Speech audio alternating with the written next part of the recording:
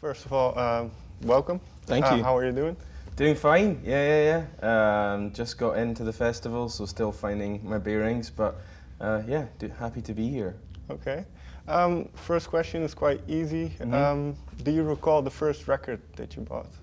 I do. I think it was the first album, perhaps the last album by Vanilla Ice. You remember that song, Ice Ice Baby? And it was the album of that. It was on cassette. I'm not very proud of it, but I was only 8 years old at the time. So. Oh, okay, so it wasn't a very conscious. No, I was just because that was available. Like where I grew up, there weren't very many options for record stores, so I had to go into a sort of a supermarket and buy albums.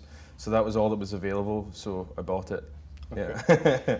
Well, and what then did get you into the music that you are, the kind of music that you're making now? Well, there were a couple of stages. I think when I was shown, I had an elder brother. I think it's a very common story that an elder sibling will teach you a little bit about music. So he got me into.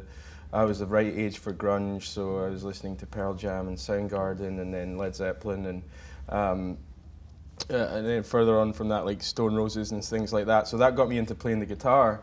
But what got me into songwriting was a lot more Americana, stuff like Ryan Adams and Wilco and Laura Cantrell. And so songwriters, that sort of really changed my perception of music and what it could be. And around what age was this that you started songwriting as well? In maybe 19, quite late. Up until that point, I was just playing heavy riffs on guitar, and then I didn't really have a reason to write a song. So yeah. What then was the catalyzer to compel you to write songs? It was there was an amount of emotional turmoil in that I broke up with my girlfriend. I think that's probably a fairly common reason for songwriters to start. Up until that point, I didn't really have very much of interest going on. I don't think. I think teenage life is not very interesting, and it's very sort of one-dimensional existence in a way. But yeah, I just started. I just had more to say, and that was what caused me to write. But as a thing like a breakup is quite personal. Then Yeah. Is it then difficult to expose yourself in that way? I didn't really think about it because nobody was listening, you know. So I was just doing it in my bedroom for pleasure, you know, and then you've got this collection of songs that exposes the way you feel. Which is all of a sudden is released, and then you're like, oh no, come back, but you don't have a choice there. And actually, I've found that the more honest I am in my writing, the more people connect with it. So I've kind of figured out that it's better not to censor myself and just to write honestly, and people will appreciate that, I think. But is it still a hard thing to do, or? It gets harder the more, obviously I'm aware that we have an audience now, and perhaps on the last record before this new one, I did censor myself a little bit. I was a bit embarrassed about how much I'd revealed on the one before that. And then I just kind of figured, what's the point? You know, this is the way I write best. This produces the best material, although it can be quite a selfish way of working in that, you know, you're including details about your life that include other people. So that's the difficult thing, but I guess I just had to see past it and work for the benefit of the song. And with those songs, like the breakup, do these people, I assume, know that the songs are about them? They do. Have they ever told you what they thought about it? I think they sometimes are able to forget the fact that they are the person involved and listen to it on that basis of like they enjoy the music, but I think it's certainly caused trouble in the past whereby I haven't told someone perhaps how I feel, and then it comes out in a song that everyone can then hear, and that's slightly embarrassing.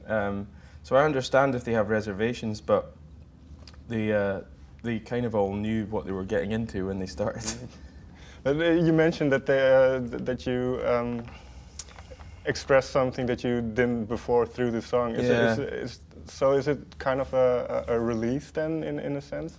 Yeah, well, more so than that, it's a process of making sense of things. You know, I don't see it as cathartic, or it is slightly therapeutic in that once I've written a song about something, it seems to be easier to digest, and I can handle it a little bit better. Whereas before it's sort of a chaos running about in my head. It's nice to simplify these things into this very finite structure. So I enjoy that, and that does help. Is it then something you can move on from and don't have to linger on anymore? Or? Yeah, exactly. You know, it is putting it in the past, and it's putting it in a neat frame, so that you can then move on. It definitely serves that purpose. Yeah. Okay. Well, the lyrics, because of the subject matter, can be quite dark. Yeah. But then the songs sound quite uplifting. Yeah. How do you balance those two elements? Well, they balance themselves. I mean, I think it's always been something that I've been interested in. Is that contrast of I like the fact that the songs have the fact that they're sound uplifting and melodic. That offers people a doorway into the song, and once they're involved in it, they're like, oh, there's all this dark material in there, almost like they didn't realize what they were getting into. And I like that, you know, like it takes a while for people to realize what exactly the subject matter is.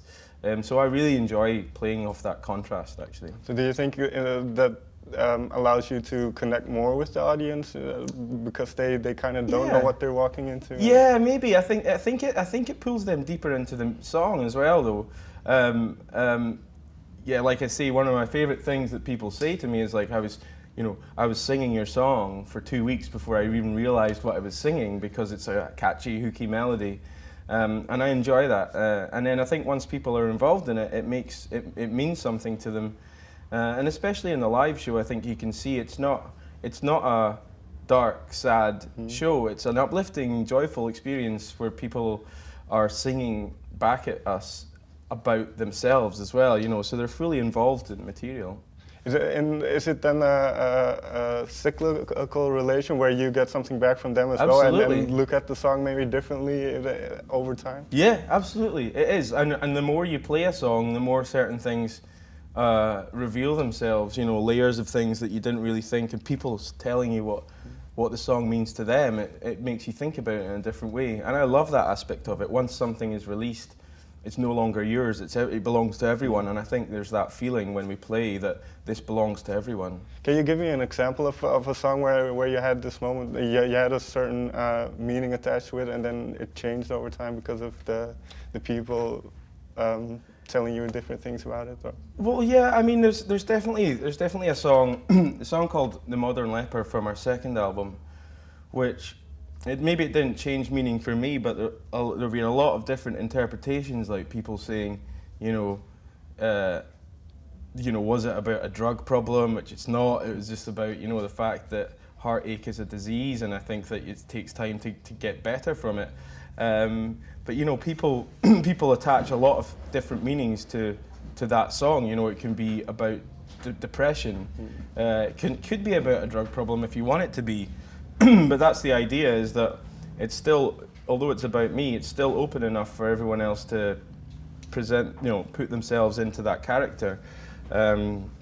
So that one has changed for me in the way that I think about it, in that it's maybe a lot more open than I first thought. I thought it was just about me, and then I realized it's got a lot more wider context, I guess.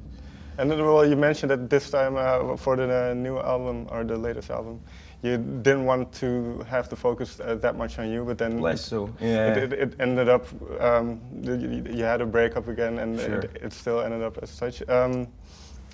Why didn't you want it to be all about you anymore? Well, I just thought I'd spent a long time writing about myself. I'd spent three albums and a couple of EPs, and the majority of the songs have been about me, and that's started to feel indulgent. I think also I was maybe aware that I wasn't testing myself as a songwriter. I was kind of resting on this theme because I knew how to do it, and I think it was important. And I did still do it. There's half of the new album is more observational, and I just wanted to challenge myself, really, to see if I was, a more complete songwriter than just heartache, What did you discover by venturing into it? Well, I realized it takes a lot longer, because what I wanted to do was to write about other people but not lose the level of detail that I put into songs about my own life. And when you're writing about yourself, the detail is just there because it's you and because it happened. And so all that's very easy to come by. So in many ways, when you're writing about another person's life who doesn't necessarily exist, you have to get in almost write a backstory for them before you even start writing the song, and all the details have to be just as specific. So it took a lot longer. That was what I realized, you know. But I assume they're still based on truth. Hopefully, yeah, they're based on observation, yeah. Although there's not a person in mind when I'm writing necessarily, because I was just like trying to write about a more general section of society and take it way out with my comfort zone. So I think you do have to form a character though still in your head, and there has to be a protagonist that people can relate to. And is this also why on this record you've allowed more collaborative efforts? Yeah, not on the lyric side, but on the music, there was.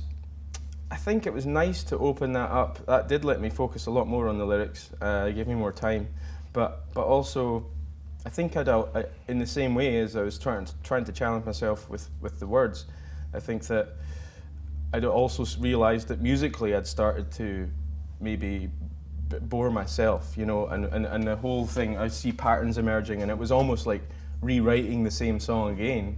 And so when I started doing that, I realized it would be really beneficial to bring everyone else in, and it was, and it became really exciting, and I wouldn't go back to that way of writing as I did before, just solitary. What did you learn from the other members in the band then? I think I have a habit of being a perfectionist, and that's not a good thing, because, you know, perfect comes in many different forms. That's one thing I've learned, is that, you know, bringing especially one other member in particular, Andy, is not a perfectionist. He believes in, you know, getting something that sounds exciting or in the moment, and that was a necessary thing for me to, I guess, come to terms with.